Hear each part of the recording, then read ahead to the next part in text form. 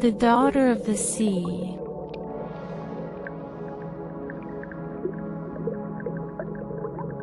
In the distant ocean, the waters present a profound shade of blue, resembling the most beautiful petals of cornflowers.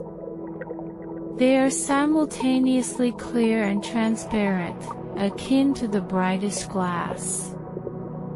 The depths of the ocean are so profound that no anchor chain can reach its bottom. From the seabed to the surface, it seems to require countless church spires to interconnect in order to achieve.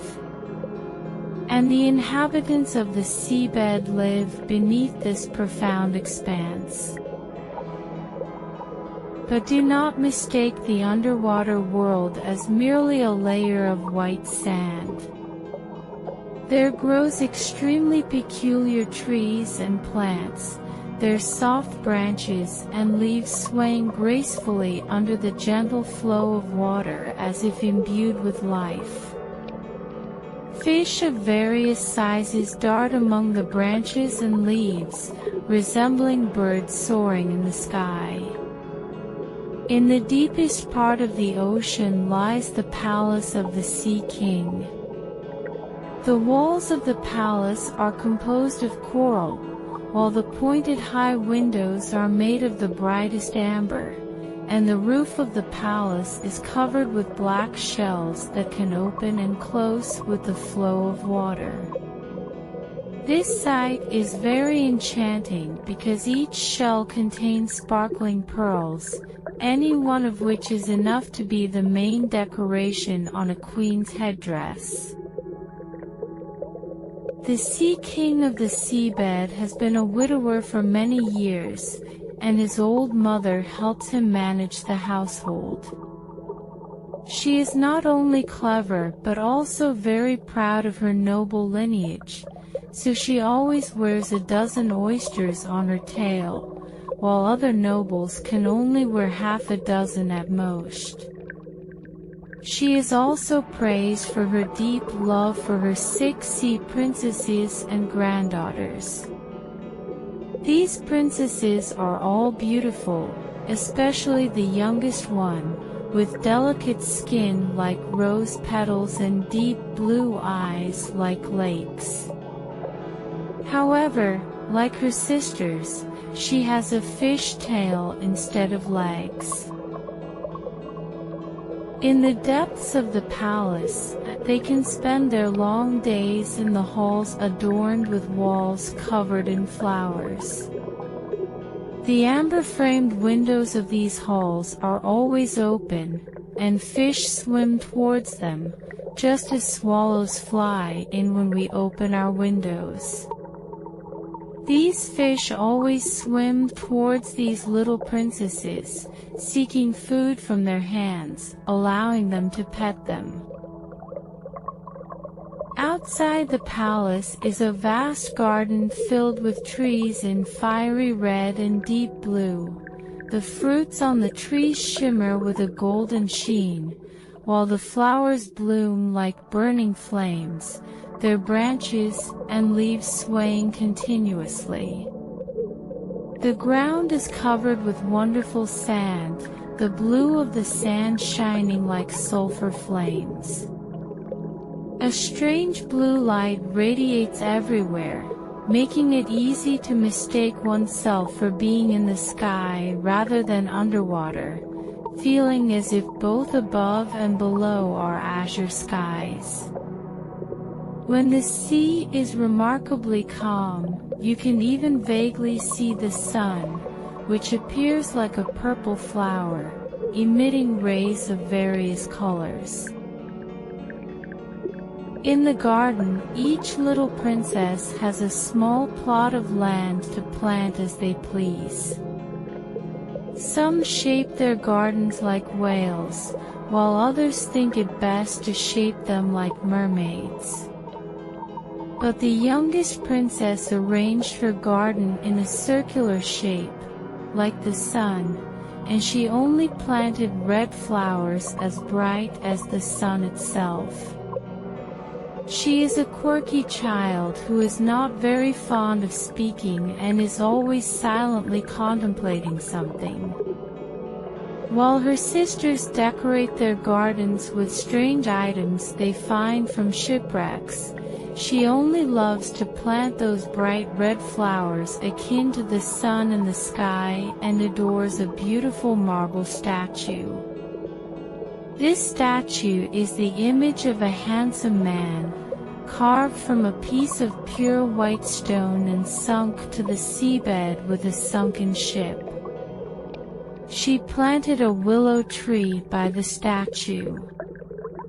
The tree grows very lush, its fresh branches reaching out to touch the statue until they touch the blue sandy bottom. Its shadow carries a purple-blue hue, never ceasing, as if the roots and the top of the tree are engaged in a kissing game. Her greatest joy was listening to stories about the human world. Her old grandmother had to tell her everything she knew about ships, cities, humans, and animals. One particularly wonderful thing for her was that flowers on land could emit fragrance, while underwater flowers could not.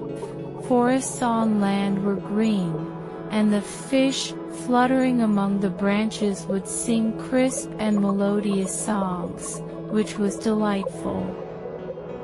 The fish her grandmother talked about were birds, but if she didn't say so, the little princess wouldn't understand her stories because she had never seen a bird. When you reach 15, her grandmother said, I will allow you to float up to the surface. Then you can sit on the rocks under the moonlight, watch the huge ships passing by, and admire the beauty of forests and cities. One of the sisters reached 15 that year, but the others, each younger than the previous, still had to wait 5 more years before they could float up to the surface and see our world with their own eyes. They all promised to share what they saw and heard on their first day because they were all curious about the outside world, and what their grandmother told them was far from enough. No one was more eager to see the outside world than the youngest princess, yet she had to wait the longest. She was so silent, so thoughtful. She stood by the open window on many nights, gazing upward through the deep blue water, watching the fish wag their tails and fins. She could also see the moon and the stars. Although their light seemed somewhat dim underwater, they appeared much larger than what we see with our eyes. If something like a black cloud floated beneath them, she knew it was a whale or a ship carrying many passengers passing overhead. But these passengers could never imagine that beneath them was a beautiful little mermaid reaching out her white hands towards the bottom of their ship. The eldest sister had turned 15 and could float to the surface. When she came back, she had many things to share.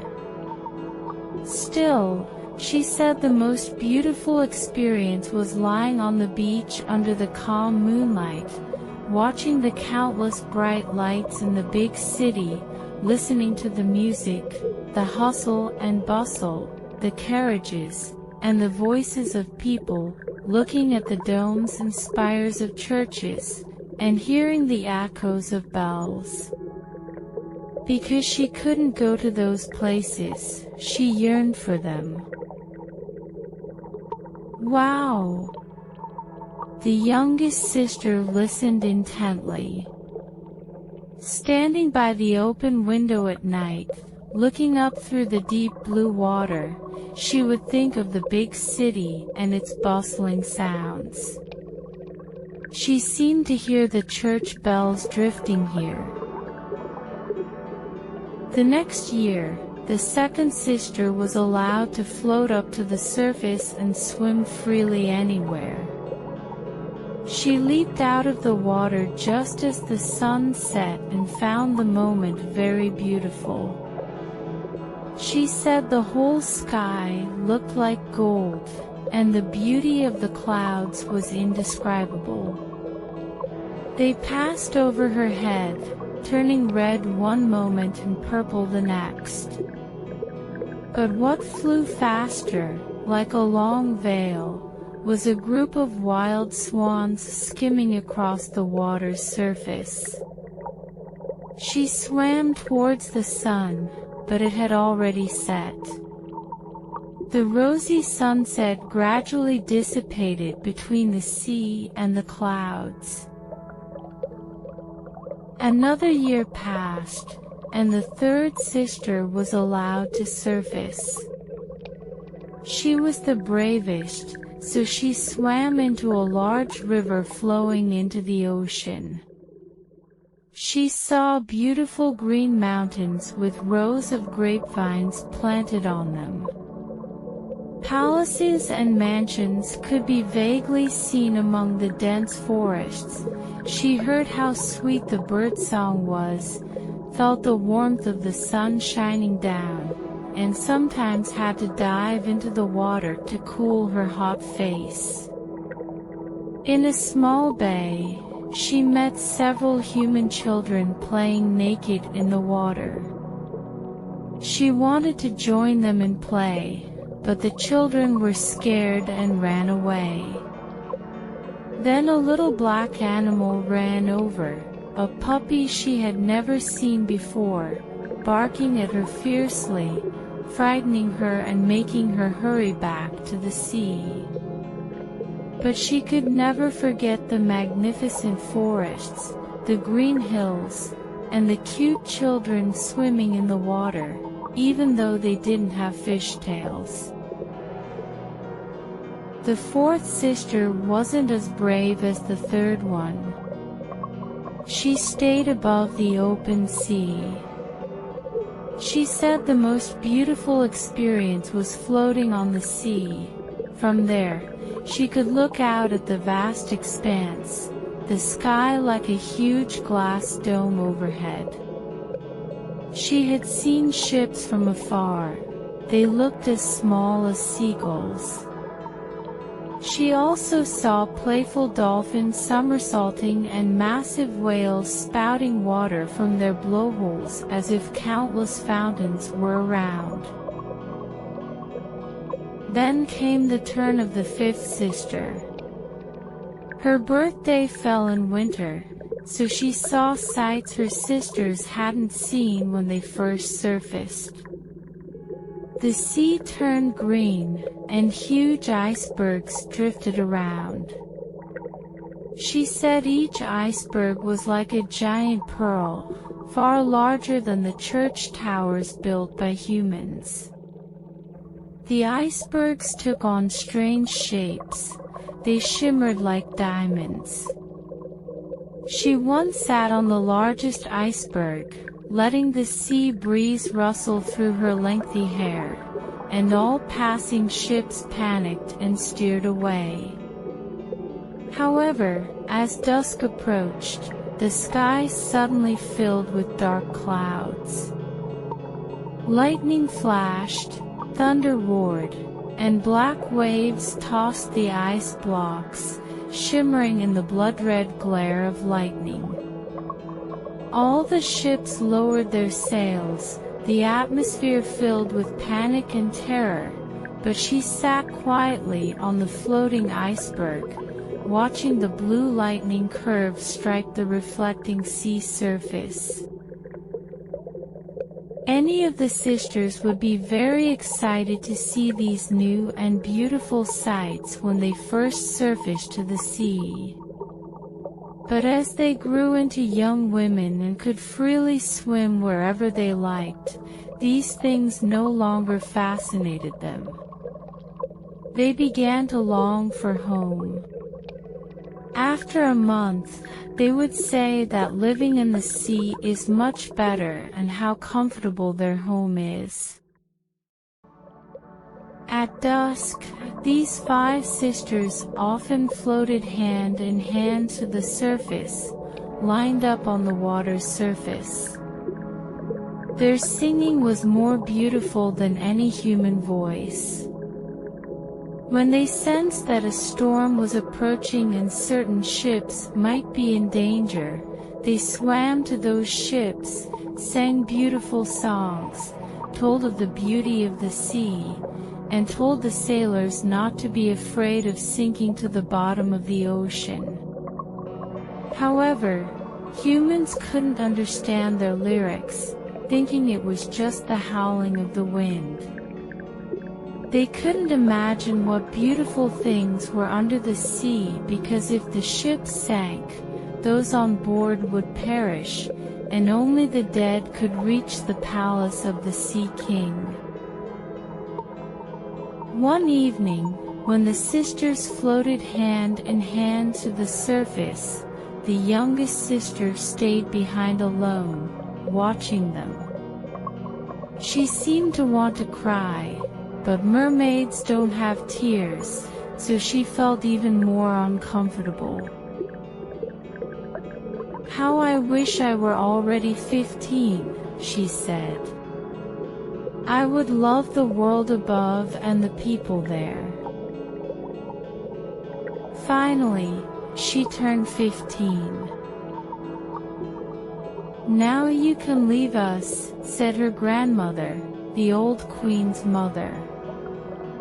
"Come, let me help you dress like your sisters." So she placed a wreath of lilies, each petal a half-pearl, on the little girl's head. The old lady also attached 8 large oysters tightly to the princess's tail to show her noble status. "This makes me very uncomfortable," the little mermaid said. "For beauty, one must endure some discomfort," said her grandmother. She wanted to remove these decorations and throw away the heavy wreath. It would have been more appropriate to wear red flowers from her garden, but she didn't dare. "Goodbye," she said, then rose out of the water like a bubble, bright and light. When she emerged from the sea, the sun had already set, but all the clouds still shone like roses and gold, and in the gentle sky, the big white star blinked beautifully and brightly. The air was mild and fresh, and the sea was calm, with a 3-masted ship silently anchored there. Only one sail hung on the boat, for there was not a breath of wind. The sailors sat on the deck dancing.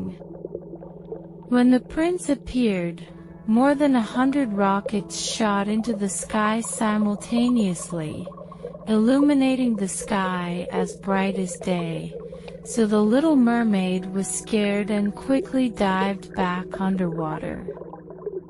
But she soon popped her head out again, feeling as if the stars were falling all around her, and she had never seen such a magnificent fireworks display. Many enormous suns emitted sizzling sounds, and the big fish leaped into the blue sky. All of this was reflected on the clear, calm sea surface. The ship was especially bright. Even the smallest ropes were visible, and the people on board were distinguishable. Oh, how handsome the young prince was! As the music slowly faded on this splendid night, he shook hands with the sailors, laughed, smiled. It was late at night, but the little mermaid couldn't take her eyes off the ship and the handsome prince. The colorful lanterns had gone out, the rockets ceased to rise, and the cannon fire stopped. But there was a buzzing and rumbling from the depths of the sea. She sat on the surface, drifting with the waves to see into the ship's cabin. The boat began to pick up speed, and the sails were unfurled individually. The waves grew more extensive, thick dark clouds emerged, and thunder and lightning flashed in the distance. A dreadful storm was approaching. In response, the sailors furled the sails. The vast ship rocked on the turbulent sea, with waves rising like black mountains, seemingly ready to snap the masts. But the ship, like a swan, sometimes plunged into the waves and then rose again on the high swells. The little mermaid found the voyage interesting, but the sailors did not. The ship's hull now emitted cracking sounds, the waves bent the sturdy planks. The masts snapped in the middle like reeds. Then, the ship began to tilt, and seawater rushed into the cabin. It was then that the little mermaid realized they were in danger. She also had to be careful of the floating beams and wreckage on the surface. The sky quickly turned black, and she couldn't see anything. But when lightning flashed, the sky became very bright, allowing her to see everyone on the ship. Now, everyone was struggling to find a way to survive. She paid special attention to the prince. As the ship cracked and sank, she saw him. She felt immediately relieved because he was about to come to her.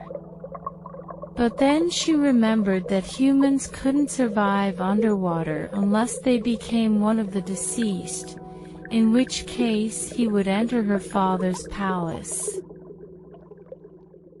She couldn't let him die. So, as she maneuvered through the floating beams and planks, unaware of their danger. She dived deep into the sea, leaped high in the waves, and finally succeeded in approaching the prince. In the raging sea, he had no strength left to resurface. His arms and legs went limp, and his beautiful eyes closed. He would surely have drowned if the little mermaid hadn't arrived. She held his head above water, letting the waves carry them wherever pleased. When dawn broke, the storm had passed. The ship left no trace, not even a fragment. The bright red sun rose, casting a sparkling light on the surface. The sun seemed to breathe life into the prince's face. But his eyes remained closed. The little mermaid lightly kissed his forehead and combed his wet hair back. She felt he resembled the marble statue in her underwater garden. She kissed him again, hoping he would wake up. Now she saw land ahead in azure mountains, their summits covered in white snow, resembling sleeping swans. Along the coast was a beautiful green forest, with a church or monastery in front. She wasn't sure which. Lemon and orange trees grew in its garden, with tall palm trees at the entrance. The sea formed a small bay here, its surface very calm, but the depth extended all the way to the sandy cliffs nearby. She carried the beautiful prince to shore, laid him on the beach, and carefully let his head rest in the warm sunlight. The church bells rang, and many young women emerged from the garden. The little mermaid swam back into the sea, hiding behind a few large rocks. She covered her hair and chest with sea foam to avoid being seen. She watched from there, hoping someone would come to the poor prince's side. Soon, a young woman approached, looking surprised, but quickly called for many others. The little mermaid saw the prince gradually awaken and smile at the people around him.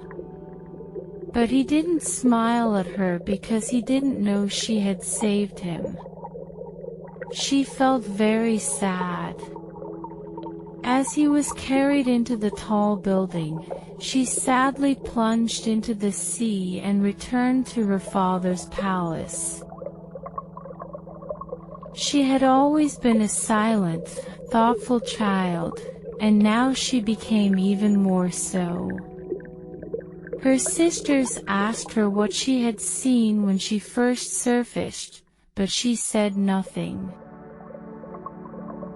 Many nights and mornings, she surfaced to the water, swimming to the place where she had left the prince. She saw the fruits in the garden being picked when ripe and the snow melting on the high mountains, but she never saw the prince again. Therefore, every time she returned home, she felt even more pain. Her only solace was sitting in her small garden, hugging tightly the beautiful marble statue similar to the prince. But she no longer tended to her flowers, which grew like weeds, thickly covering the ground, making it dark.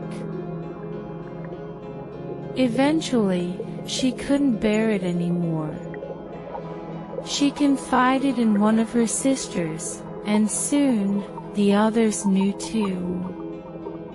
But apart from them and one or two other trusted mermaids, no one else knew the secret. One of them knew where the prince came from, had seen the celebration on the ship, and knew where the prince's kingdom was.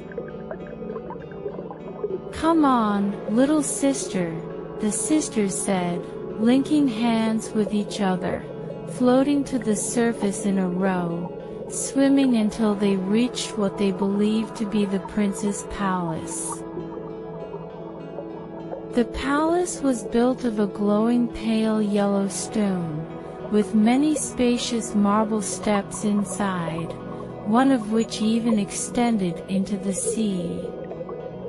Towering above the palace roof were magnificent golden domes. Surrounding the entire structure between the columns stood many lifelike marble statues. Through the bright glass of those tall windows, people could see the grand halls adorned with precious silk curtains and tapestries decorated with large paintings, which were a pleasure to behold. In the largest hall was a huge fountain spraying water, with jets shooting up to the glass dome, where sunlight streamed through onto the water and the plants growing in the large pool. Now she knew where the prince lived.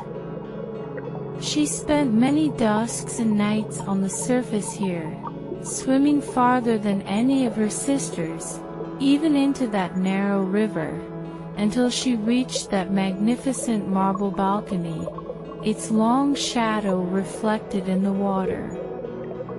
She sat there, watching the young prince, who seemed to think he was the only one bathing in the moonlight.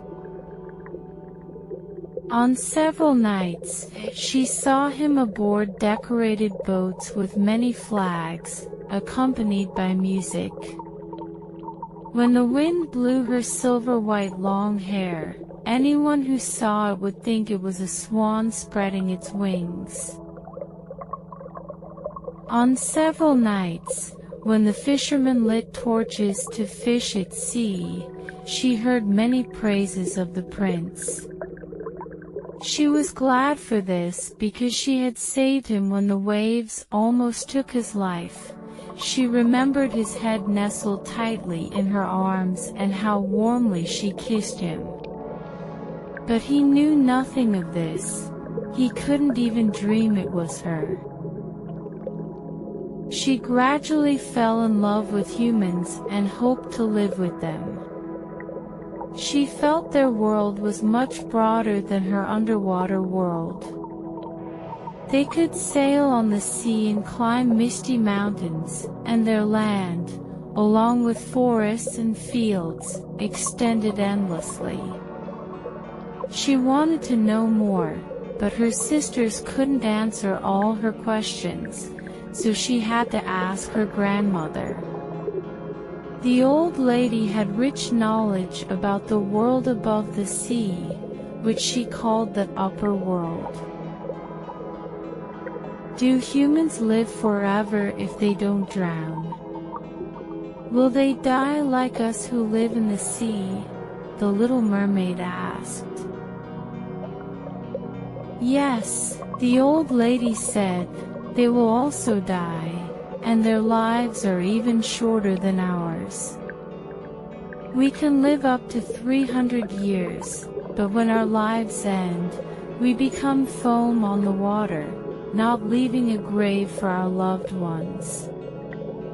We have no immortal souls and cannot gain life after death.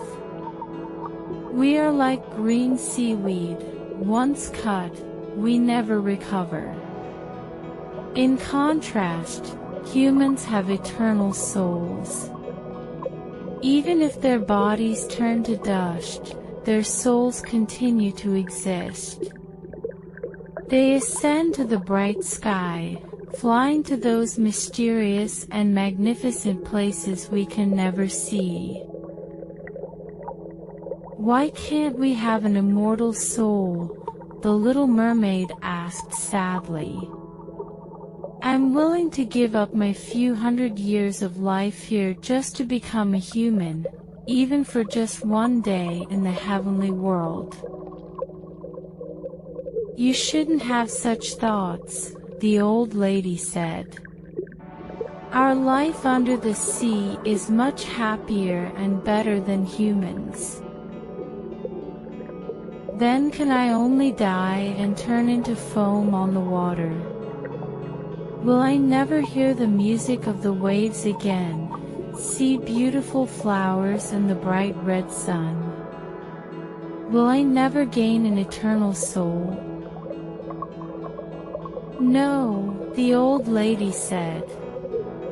Only when a human truly loves you, considers you closer than their parents, only when they give you all their thoughts and love, and promise to unite their right hand with your right hand before a priest, swearing to be loyal to you now and forever, will their soul flow into your body, and you will share human happiness. He will give his soul to you, and his soul will also become immortal. But such a thing is almost impossible to happen. What we think is beautiful under the sea is that your fishtail is considered ugly on land. They don't understand true beauty. In their eyes, to appear beautiful, you must have two clumsy pillars, which they call legs. The little mermaid sighed and looked sadly at her fishtail. Let's be happier, the old lady said. Let's dance and rejoice in the 300 years we can live. After all, that's quite a long time, and then we can rest in our graves. Tonight, there will be a ball in our palace. This ball was a spectacular scene unseen by land dwellers. The walls and ceiling of this spacious ballroom were made of thick and transparent glass. Hundreds of giant clamshells in green and pink grass were arranged in rows, inside of which burned blue flames, illuminating the entire ballroom and shining through the walls to illuminate the ocean outside.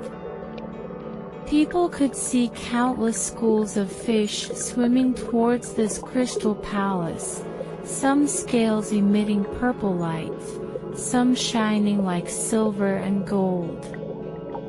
A wide stream flowed through the center of the ballroom, where men and women danced and sang along with the sea, and the beauty of their singing was incomparable to that of land dwellers. Among these people, the little mermaid's voice was the most beautiful. Everyone applauded her. Momentarily, she was very happy because she knew her voice was the most beautiful on land and in the sea.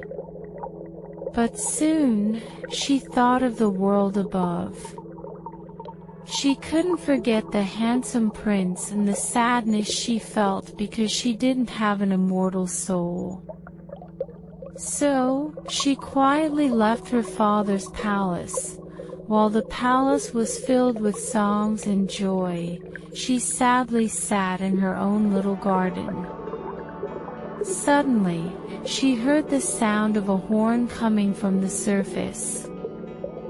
She thought, "He must be on the ship, whom I love more than my parents, whom I miss every moment. I've entrusted all my happiness to him. I'm willing to sacrifice everything to strive for him and an immortal soul. Now my sisters are dancing in my father's palace, and I will visit the sea witch. I have always been afraid of her, but she may be able to give me some methods and help." The little mermaid left the garden and headed towards a foaming whirlpool. The witch lived just behind it. She had never walked this path before.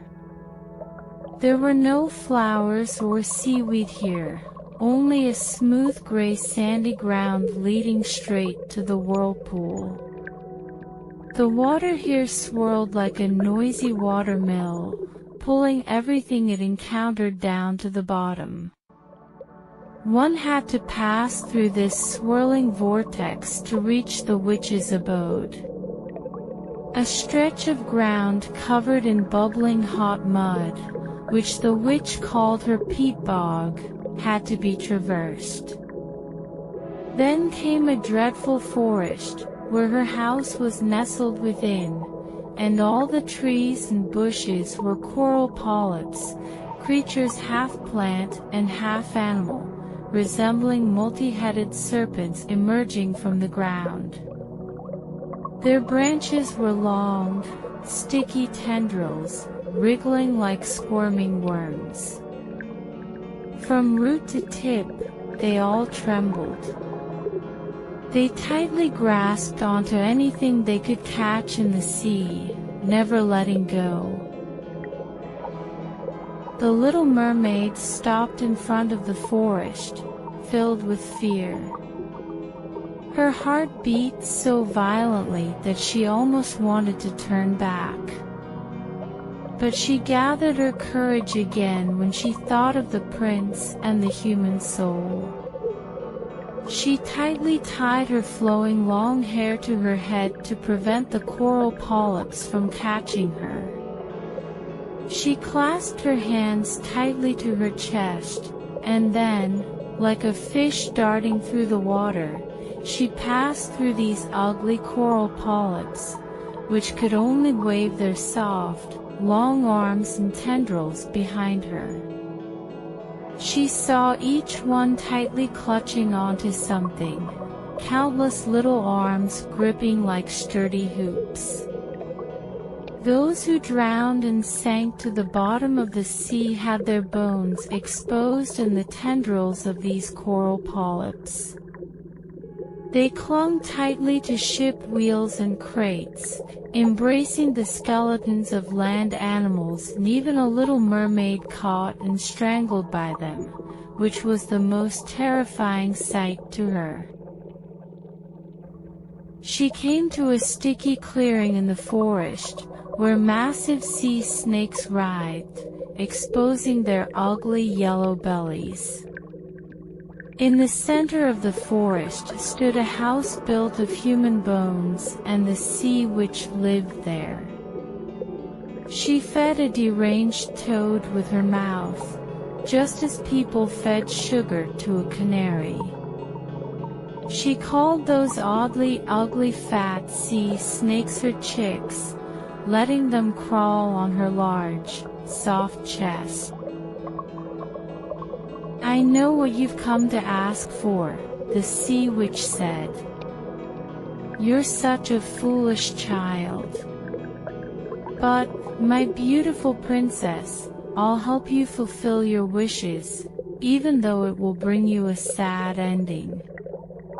You want to get rid of your fishtail and exchange it for 2 legs so you can walk like a human. You hope the prince will fall in love with you, thus gaining him and an immortal soul." With that, the witch emitted a dreadful laugh, and the deranged toad and sea snakes rolled on the ground, crawling around. "You've come at the right time," the witch said. "If you miss the moment when the sun rises tomorrow, I'll have to wait until next year to help you. I'll brew a potion for you, and you must swim to the shore before sunrise and drink it on the beach. At that moment, your tail will split into 2 halves, becoming what humans call beautiful legs. But it will be very painful, like a sharp knife stabbing into your body.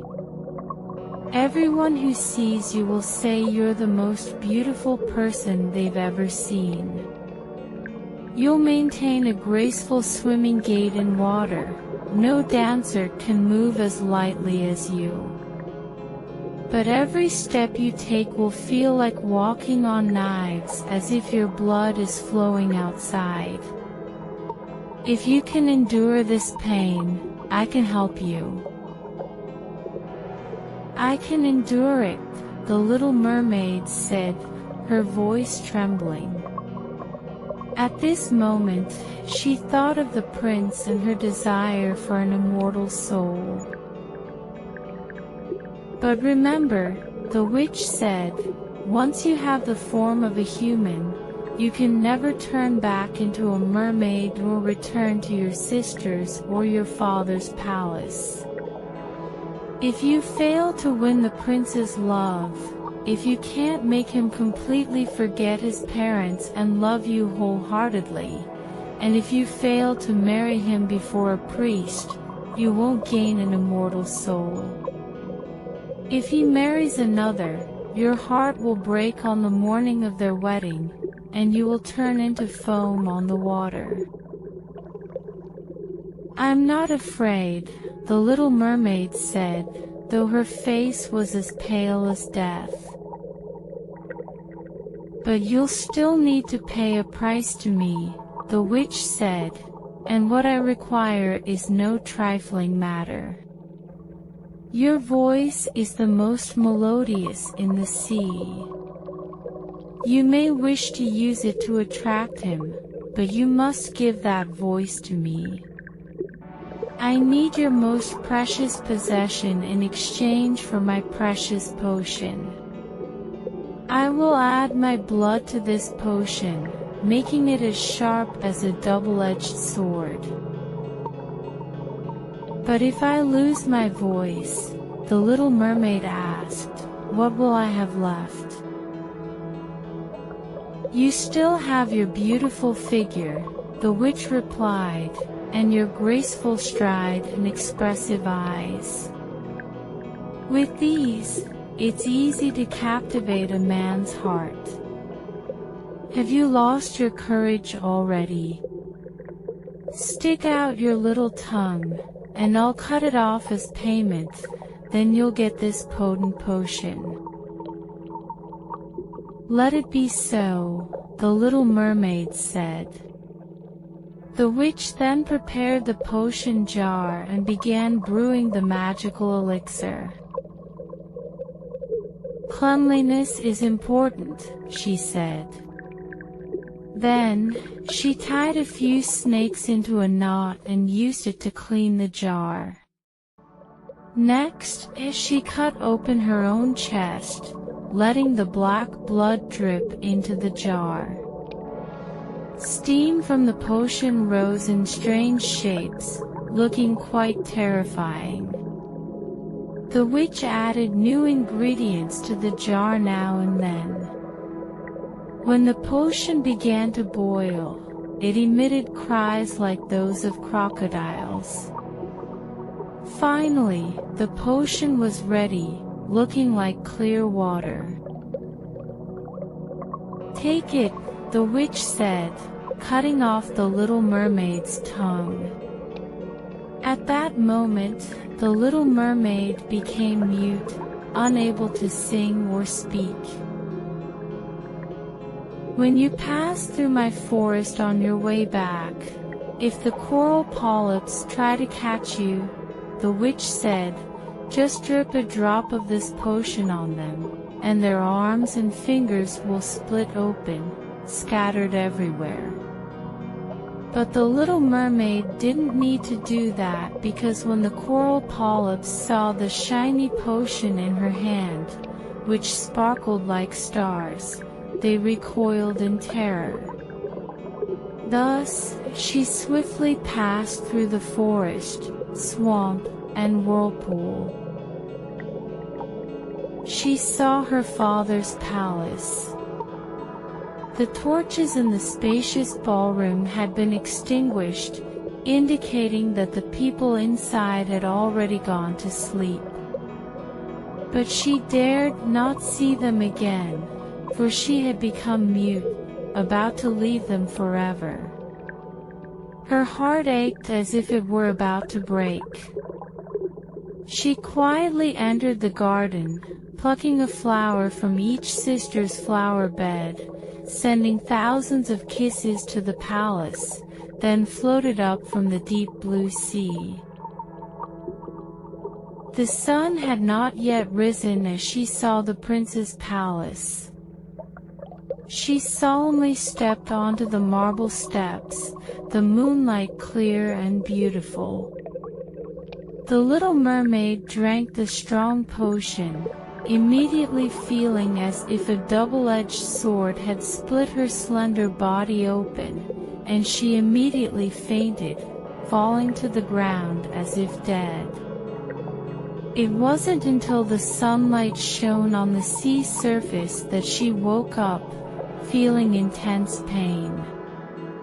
At that moment, the young, handsome prince stood before her, his deep black eyes gazing at her, making her shyly lower her head.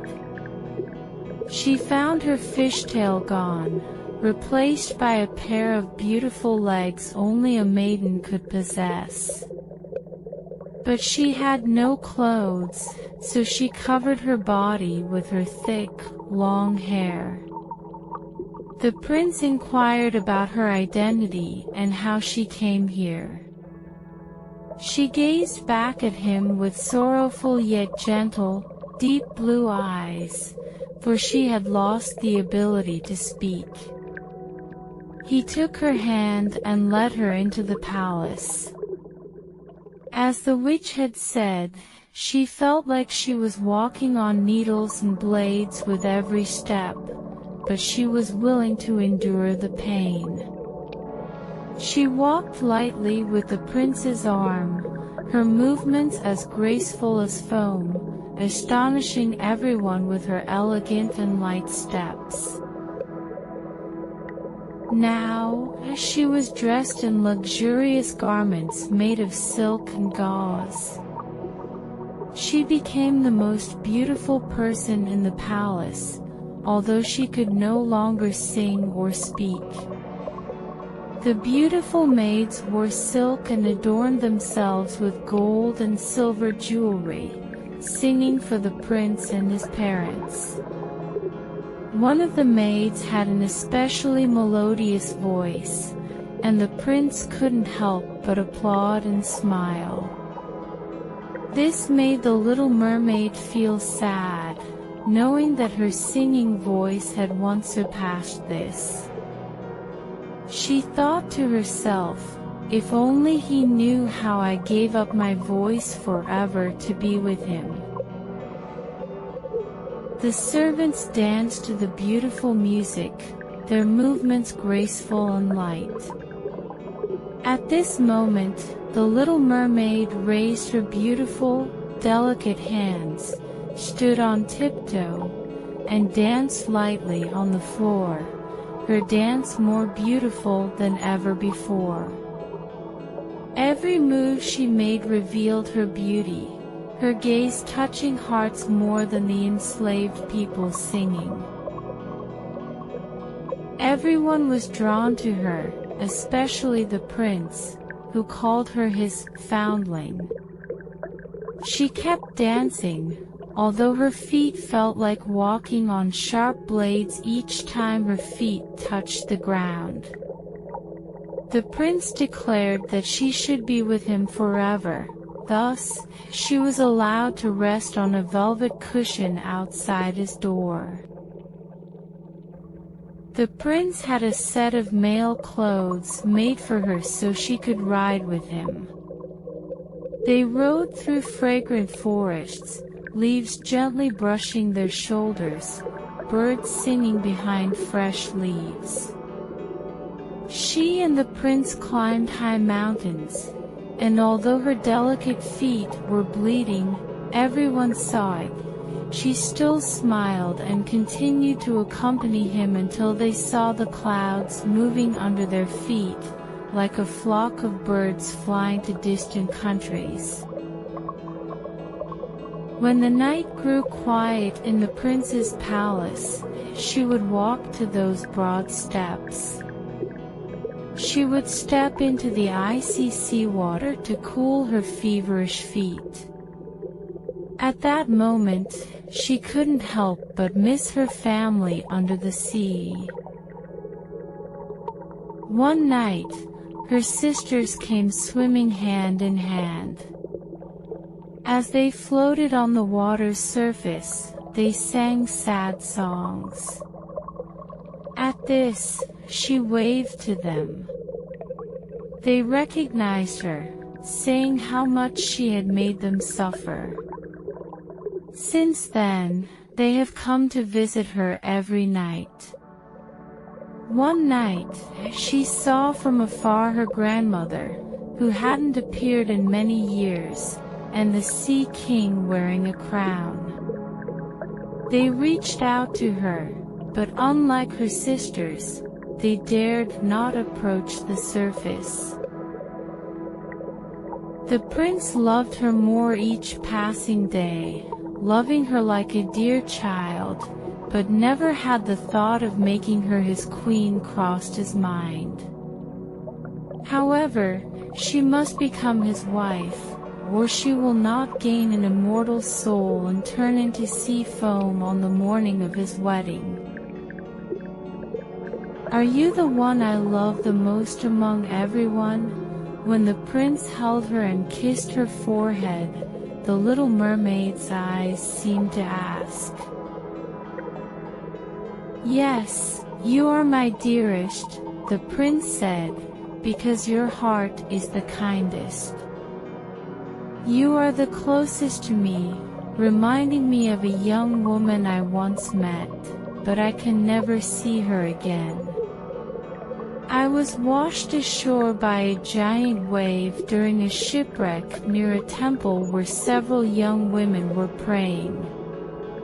The youngest one found and saved me, and I've only seen her twice. She's the only person in this world I can love, but you are so similar to her, almost replacing her in my heart. She belongs to that temple, so fate brought you to me. Let's never be apart. But he doesn't know it was me who saved his life, the little mermaid thought with a hint of disappointment. I lifted him from the sea and carried him to the forest near the temple. I hid behind the foam, peering to see if anyone would come. I saw that beautiful girl he loves more than me. At this moment, the little mermaid sighed deeply, unable to shed tears. She belongs to that temple, he said. She will never step into this human world again, and they will never meet again. I accompany him every day. I will take care of him, love him, and give my life for him. Now, it was rumored that the prince was about to marry, and the bride was the daughter of a neighboring king. He specially prepared a magnificent ship. The prince said he was sightseeing in the neighboring country, but he would actually see the neighboring king's daughter. He would bring a large entourage with him. The little mermaid shook her head with a smile. She understood the prince's heart better than anyone else. I need to travel, he had said to her. I'm going to see a beautiful princess, arranged by my parents, but they cannot force me to bring her back as my fiancée. I won't fall in love with her. You remind me of the beautiful girl in the temple. She's different from you. If I chose my bride, would choose you, my dear mute orphan with speaking eyes. So he kissed her rosy lips, stroked her lengthy hair, and laid his head on her heart, letting her dream again of earthly happiness and an immortal soul. Aren't you afraid of the sea, my mute orphan? He asked her on the magnificent ship about to depart for the neighboring country. They discussed storms and calm seas, strange fish in the ocean, and things divers saw at the bottom of the sea. To these stories, she only smiled, for she understood more about the underwater world than anyone else. On moonlit nights, when everyone was asleep, with only the helmsman standing at the helm, she sat by the side of the ship, gazing into the clear sea water below as if she could see her father's palace. Her grandmother, wearing a silver crown, stood on the top of the palace, watching the ship through the waves. Soon, her sisters also floated to the surface, looking at her with sadness, twisting their hands in agony. She waved and smiled at them, wanting to tell them everything was beautiful and happy. But at this moment, a servant from the ship approached her, and her sisters immediately sank into the water, thinking that what he saw was nothing but sea foam. The next morning, the ship sailed into the grand harbor of the neighboring kingdom. All the church bells rang, trumpets sounded from many tall buildings, and soldiers saluted with fluttering flags and gleaming bayonets. Banquets, balls, and parties followed one after another for several days, but the princess had not yet appeared. It was said that she was being educated in a distant temple, learning the virtues of royalty. Finally, she arrived. The little mermaid eagerly wanted to glimpse the princess's beauty. She had to admit, she had never seen such a beautiful figure. The princess had delicate, fair skin, and behind her lengthy, black lashes hid a pair of smiling, loyal, deep blue eyes. "It's you," the prince said. "You saved me when I lay on the shore like a dead man." He embraced his shy bride tightly. "I am so happy," he said to the little mermaid. "The best thing I never dared to hope for has finally come true. You will be happy for my happiness, won't you? Because you care about me more than anyone else." The little mermaid gently kissed his hand, feeling her heart breaking.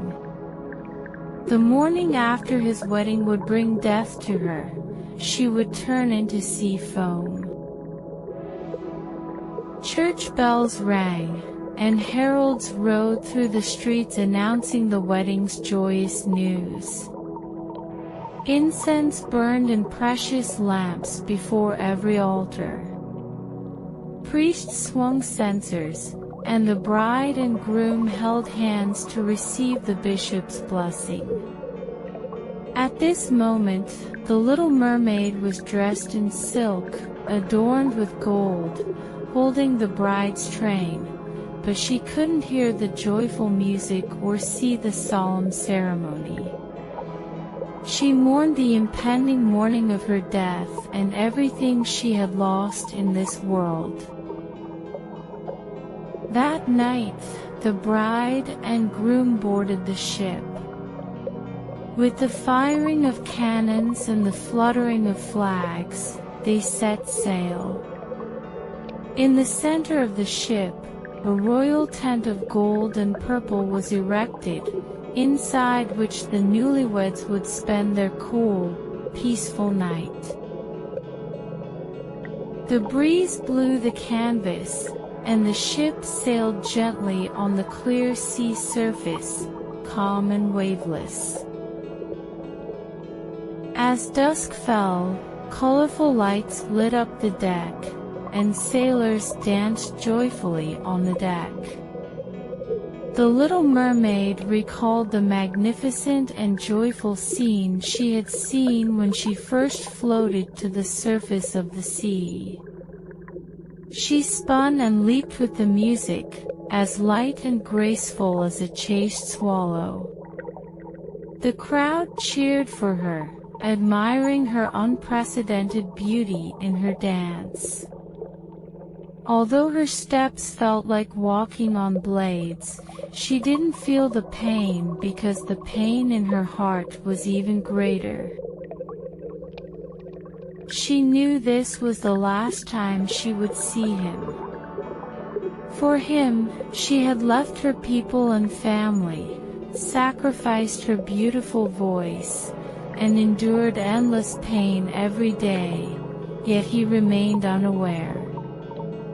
This was the last time she would breathe the same air as him, the last time she would see the vast ocean and the star-studded night sky. An eternal night without thoughts or dreams awaited her. She would have no soul and could not gain a soul. After midnight, the ship was still filled with joy and delight. She smiled and danced but harbored thoughts of death in her heart. The prince kissed his beautiful bride, and the bride stroked his black hair. They held hands and entered the gorgeous tent to rest. Now, the ship was very quiet.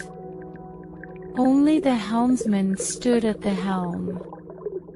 The little mermaid laid her white arms on the ship's railing, looked eastward, and waited for dawn.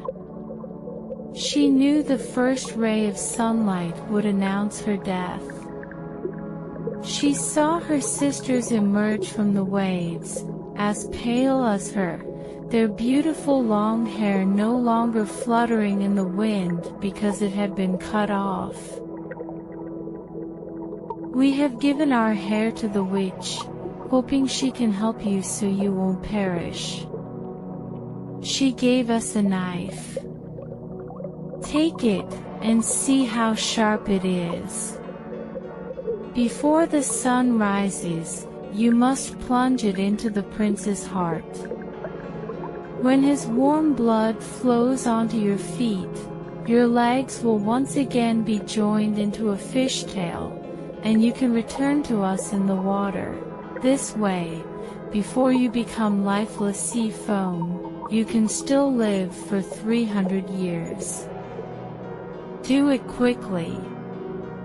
Before sunrise, either he dies, or you die. Our grandmother is so grieved that even her white hair has fallen out, just like our hair under the witch's scissors. Kill the prince, then quickly return. Hurry up. Haven't you seen the red light in the sky? In a few minutes, the sun will rise, and by then, you are destined to die." They emitted a strange, deep sigh and then disappeared into the waves. The little mermaid lifted the purple curtain on the tent and saw the beautiful bride sleeping with her head on the prince's chest. She bent down and lightly kissed the prince's handsome brow. She glanced at the sharp knife in her hand, then turned her gaze to the prince. He was murmuring his bride's name in his dreams. His thoughts were only on her. The knife in the little mermaid's hand trembled. But at that moment, she threw the knife far into the waves. The waves emitted a red light, and the knife sank as if countless drops of blood were splashing. She looked at the prince again, then jumped into the sea, feeling her body melting into foam. At this moment, the sun rose from the sea level. The sunlight gently and warmly shone on the cold foam. Because the little mermaid did not feel death, she saw the dazzling sun, and at the same time, countless transparent and beautiful creatures flew above her. Through them, she saw the white sails on the ship and the colorful clouds in the sky. The sounds they emitted were like harmonious music. But that sound was so ethereal, almost inaudible to human ears, just as human eyes couldn't see them on the ground. They had no wings, just floating lightly in the air. The little mermaid felt herself becoming like them, slowly rising from the foam. "Where shall I go?" she asked herself. Like the other creatures, her voice sounded so ethereal, incomparable to any music of the human world. "Go to the daughters of the air," another voice answered. "Mermaids have no eternal souls unless they gain a mortal's love. Their eternal existence depends on external forces. The daughters of the air also have no eternal souls, but they can create one through acts of kindness. We will fly to the hot countries, where the air is filled with disease, harming people. We can bring cool breezes, spread fragrance, and spread health and happiness. After 300 years, we will gain eternal souls and share in human happiness when we have done our best to do good deeds. You, poor mermaid, have fought for this with all your heart and soul. You have endured pain, persisted, and ascended to the world of spirits. 300 years later, you will have an eternal soul through your good deeds. The little mermaid reached out her bright arms to the Son of God and felt tears welling up for the first time. On the ship, human activity resumed. She saw the prince and his beautiful bride searching for her. They gazed sadly at the churning foam as if knowing she had already leaped into the waves.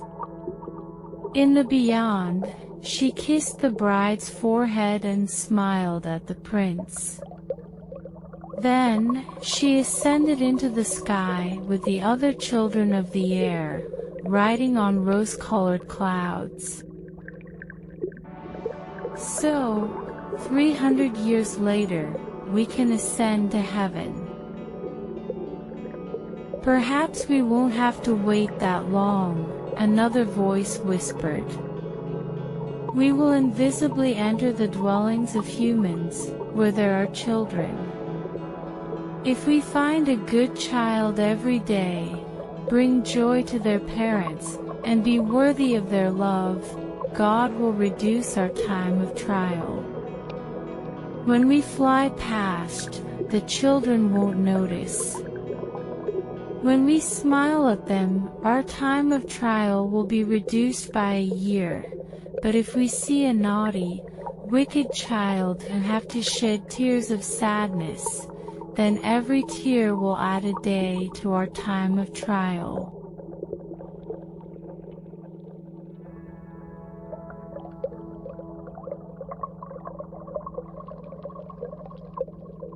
On this peaceful night, may all beautiful dreams surround you, cradling you into a night of good sleep. Good night.